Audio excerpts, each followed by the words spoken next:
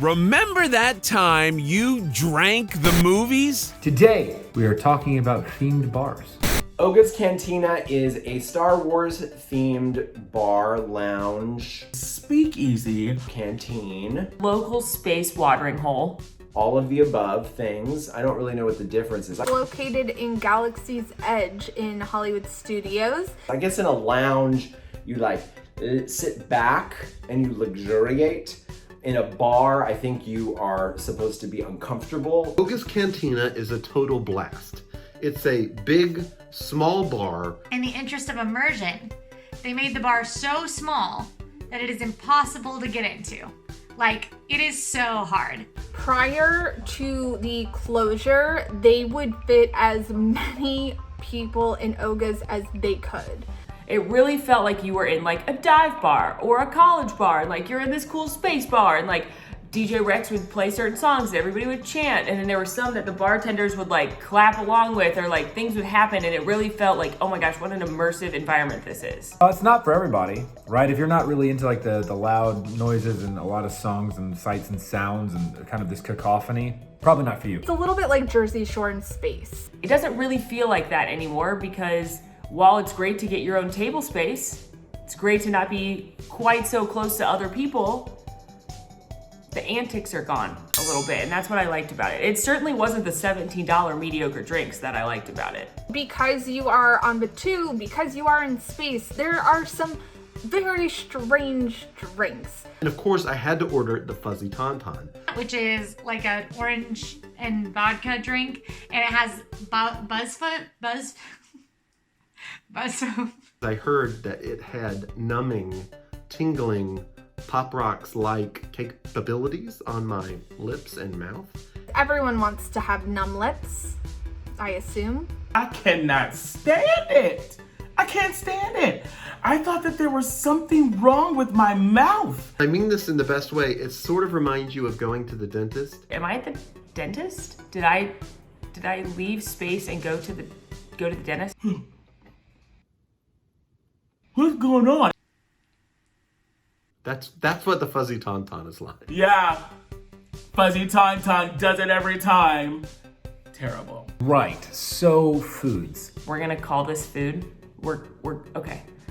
What you have to talk about when you talk about Oga's Cantina food is their charcuterie board. A charcuterie board. Now, I am a charcuterie board expert. I am a connoisseur of wine and cheese and cured meats on a plate. I love a charcuterie board. It's one of my favorite foods.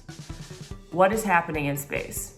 Why are pork rinds and polio string cheese on the space charcuterie board? And it's like $22. They literally went to Costco and got polio string cheese and like de-strung it, which is the whole point of eating string cheese, and they like put shreds of it on a plate.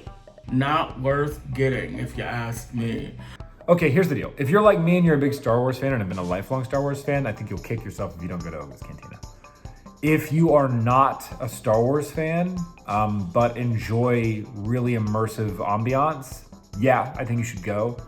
But if you're not one of those two camps, I don't think you're gonna be missing much. For like the average guest that doesn't care about Star Wars, doesn't really care to see DJ Rex, As he plays the hits from across the galaxy. And he yells his own name. DJ Riggedy Riggedy Riggedy Riggedy Rex. Actually, I guess a lot of DJs do that in real life too. I'm gonna start yelling that, Quincy! Whenever I say a really good joke, just my Quincy! I must recommend Baseline Tap House, just a few steps away, right outside Galaxy's Edge, if you want to go have a drink at the theme parks. What's the difference between a bar and a cantina? See, these are the questions we need to answer before we can start sharing our opinions about these places.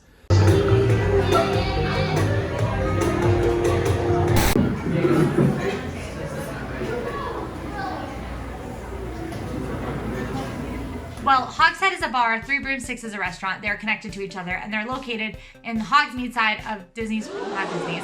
Woo, everybody calm down. The Islands of Adventure, the Hogsmeade version of the Wizarding World. Canonically, the Hogshead and Three Broomsticks are two separate locales. They are not affixed by a small hallway.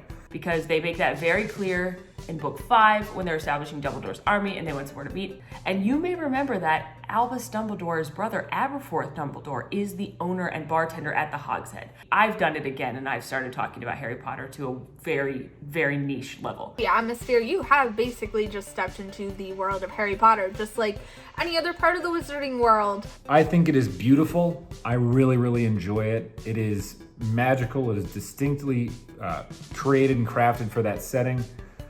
It is very tight. But most importantly, they have a giant hog head on the wall, and he's magic. He moves and he makes pig noises.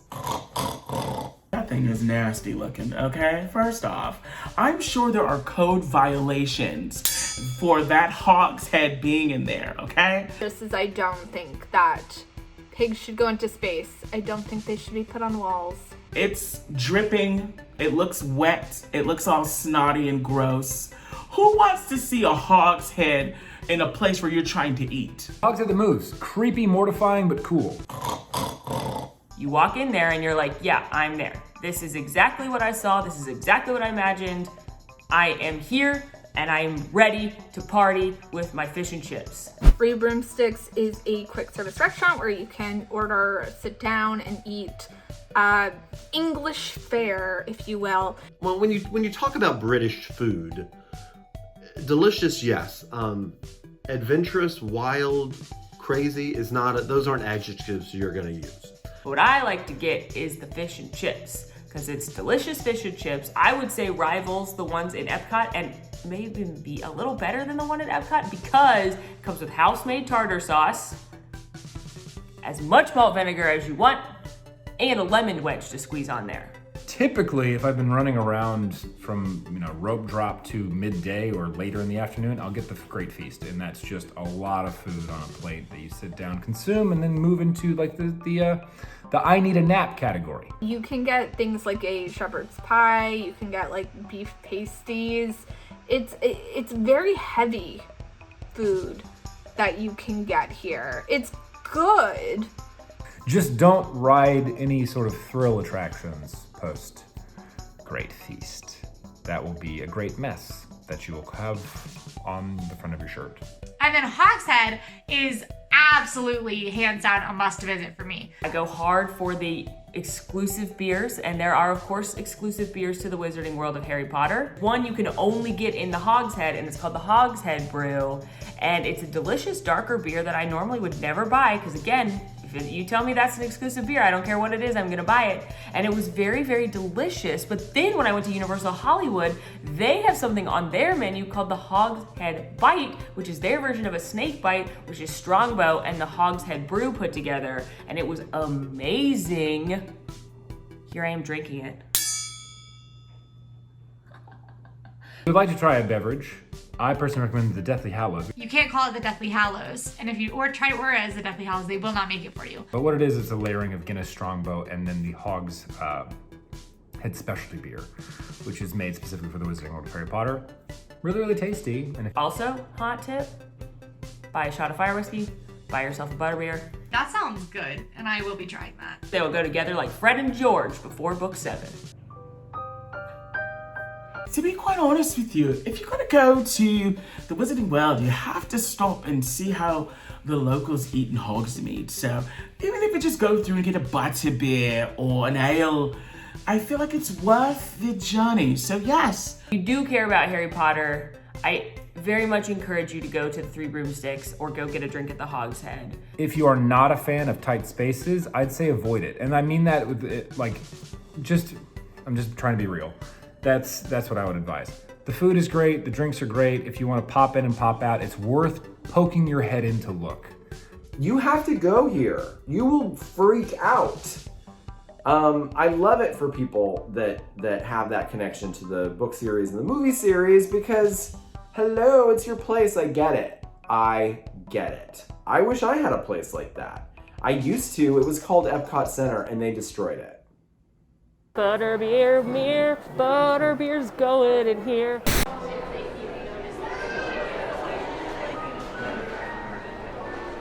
Dun dun dun dun dun dun dun. Boom. Oh, the Enchanted Rose. Oh, so delightful that you decided to visit the Grand Floridian. Dun, dun, dun, dun, dun, dun, dun. Boom. The Enchanted Rose Lounge is a subtly Beauty and the Beast themed lounge at the Grand Floridian Resort and Spa. And if you're a fan of the new Beauty and the Beast film, or truffle fries, or cheese plates, and a fancy French setting, this place is for you. The Enchanted Rose Lounge. Finally a lounge, okay? I'm sorry, I've got to argue. The first two bars, they weren't lounges, okay? You didn't have overstuffed chairs to lay back in and go, this is a lounge. I'm gonna lounge in this lounge with a cocktail. The atmosphere at Enchanted Rose, I think this is how IPs should be incorporated. Lightly themed, classily themed. Because it is, there are lots of elements of the live action Beauty and the Beast, but it is never in your face. It is all very subtle and beautiful, and it still looks incredibly expensive and luxurious in there. I feel fancy when I'm at the Enchanted Rose, and it's really cool because there's 4 different areas and each of them is themed after a different part of Beauty and the Beast. There's a room that has completely forest vistas and it's got green paneling, which is my favorite type of wall. You guys have a favorite type of wall? Because mine's green paneling. What's your favorite type of wall? Let me know in the comments. I'm curious.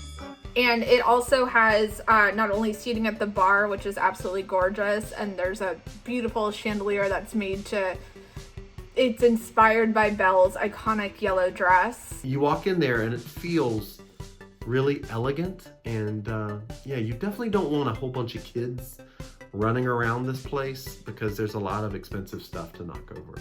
It's that kind of bar that you go to, you get dressed up, and you have a couple of cocktails, and then you go out to Disney Springs and listen to some live music or enjoy a nice meal. It's kind of like that type of atmosphere. It's really nice. They have a variety of different featured cocktails, grand cocktails. They have different martinis that you can get.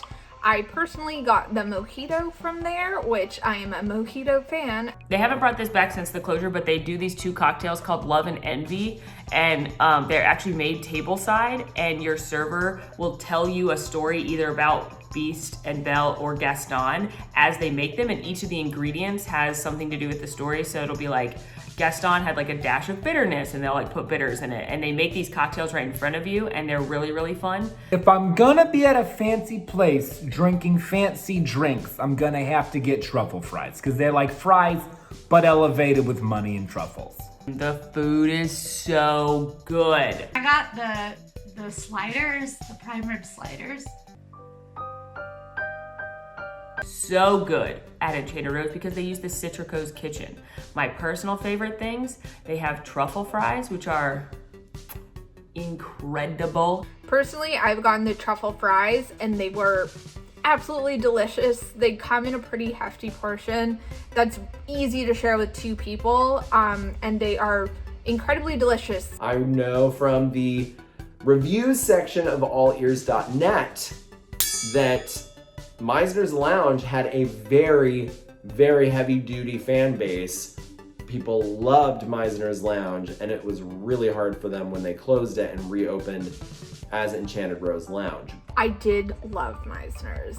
I did really enjoy Meisner's, and so I wasn't thrilled when I heard it was being replaced, but the first time I went to Enchanted Rose, I realized, oh no, this is great. I love it. I don't know. I'm a big fan of Meisner's. That being said, the Enchanted Rose is an incredibly nice place that feels bigger and more open than Meisner's did. So I think it was a nice replacement. The Enchanted Rose Lounge is not a must visit to me. It's something that you can visit, and that it'd be a great place for you to go and get away from all the theme park madness and, have a nice drink, have a nice little quiet conversation, maybe catch up with the girls, maybe throw it back with the boys or whatever you're into, but it's not a mandatory thing. If you're on an anniversary, if you're on a date, if you're on a honeymoon, if you're in a well-behaved bachelorette party, sure. But I don't think most people that's not most people's vibe on a Disney vacation, but it's nice that it's an option for those who would enjoy something like that and move at a little slower theme park pace. But it looks like because we're here early, it's just about noon now, or just turned noon, we should be able to get in and not have too long of a wait. Dun dun dun dun dun dun.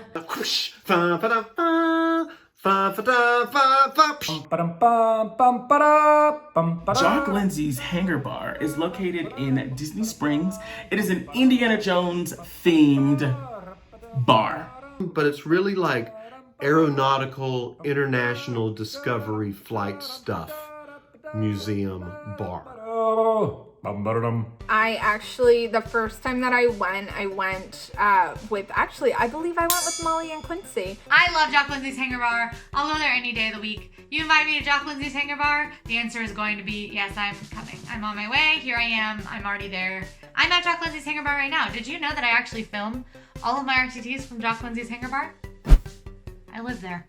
I know a lot of hidden details to share with the class about Jock Lindsay's Hangar Bar. Well, we can't talk about Jock Lindsay's Hangar Bar without talking about Fred Sorensen, who played Jock Lindsay in Raiders of the Lost Ark. That is the pilot that helps Indiana Jones escape from the opening scene of Raiders of the Lost Ark, when he's like, that's Jock Lindsay. And you can see his portrait sitting next to the bar. He's got a Yankees cap on. That's Jock Lindsay. That's whose bar we're at right now. He is actually a real pilot. He actually can fly a plane, and he was there on set to be a pilot. And then they were like, hey, we need a pilot in the scene. Do you want to do it? So Steven Spielberg asked Jock, and he's like, sure, I will pilot this plane. Molly told me this wild story about how the dinosaur tooth in the back is like actually from Steven Spielberg. So years later, they are filming Jurassic Park out in Hawaii, and a huge hurricane is coming, and they're trying to get everybody off of the island. So Steven Spielberg calls up his old pal Jock Lindsay, and he's like, hey, can you get us out of here? So Jock Lindsay literally went to Hawaii to save Steven Spielberg and some of the cast and get them out of Hawaii and get them back to LA so that they could keep working. So there's a letter from Steven Spielberg to Fred Sorensen thanking him for getting the crew of Jurassic Park out of Hawaii in the middle of a hurricane. That's actually from Steven Spielberg, sent for Jock Lindsay's Hangar Bar. Is your mind exploding right now? It's pretty good. And I'm realizing you're gonna ask me about the drinks. And I'm realizing that again, I got a mojito. I basically can tell you how mint tastes at all of these lounges. There's the Scottish professor, my favorite, the German mechanic, the cool-headed monkey. Their food is very good at the Jock Lindsay's Hangar Bar. Oh boy. You can get, first of all, their beer cheese is second to none. The pretzel charcuterie board, which is just this massive pretzel, and it comes with like mustard and cheese and stuff. But then it also comes with like cured meats and cheeses piled in the pretzel and all around it. Two of my loves into one thing. They took a giant pretzel that comes with beer, cheese, and mustard, and they took a charcuterie board and they slapped them together. Jock Lindsay's Hangar Bar is not a must visit. I know I've been saying this about every bar, but it's just true. Like, it's not a destination type place. It's that place where you're like, oh, let's go get some drinks. Let's go get a little cocktail before we go see Cirque du Soleil. It is so cool, especially if you're a fan of Indiana Jones. You're gonna have an amazing time in there. Even if you aren't a fan of Indiana Jones, it is really fun food, really great drinks, and just an awesome atmosphere. If you're just looking for sort of like a cool dive bar vibe, because there aren't a lot of places that are decidedly dive bar themed in Walt Disney World, and this is going to be one of the very rare exceptions. This is what I would consider a dive bar in Walt Disney World. I don't know. I'm going to be so close to Art Smith's that I would probably go to Art Smith's. So I don't think it's a must do, but definitely go if you can't get into Wine Bar George. Overall, I love all four of these lounges that we talked about today. I think that they are supported with they are really well themed, not only with the atmosphere, but also with the menu items that you can find in the different drinks. If you know me, you know one of my favorite things to do in Walt Disney World or Universal is just enjoy a place with some eats and some drinks and your company. And why not do that somewhere where you can drink the movies? Which one's my favorite? Probably Jock Lindsay's Hangar Bar. Mainly because if I want to go there just on a random weeknight, I can. Hands down, have to go again. Can't wait to return. Bogus Cantina. Bogus Cantina is do not miss. I'm embarrassed that it took me like nearly 2 years to go there. It is so cool, really great. I think the only thing they could do better is like maybe bring the Ronto wraps in, or maybe bring something of sustenance. My favorite is going to have to go to Jock Lindsay's because it's a place that I visit regularly. I really love the backstory. I love the fact that it's based sort of on a real human, and I love the fact that you don't need a reservation. So you can find me at Jock Lindsay's. And cast a spell. What? Oh, you're asking me to cast a spell?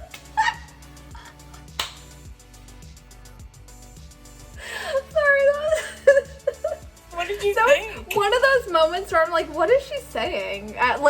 Words had no meaning to me. Hey everybody, it's Molly. Thanks for tuning in and drinking the movies with us on this week's RTT. Please make sure to like, subscribe, and ring that notification bell. If you want more RTT right now, click over here for a list of our favorite Disney World episodes. And if you want more AllEars, click over here for a full review of Citrico's, which has recently become a Mary Poppins themed restaurant. Thanks for watching.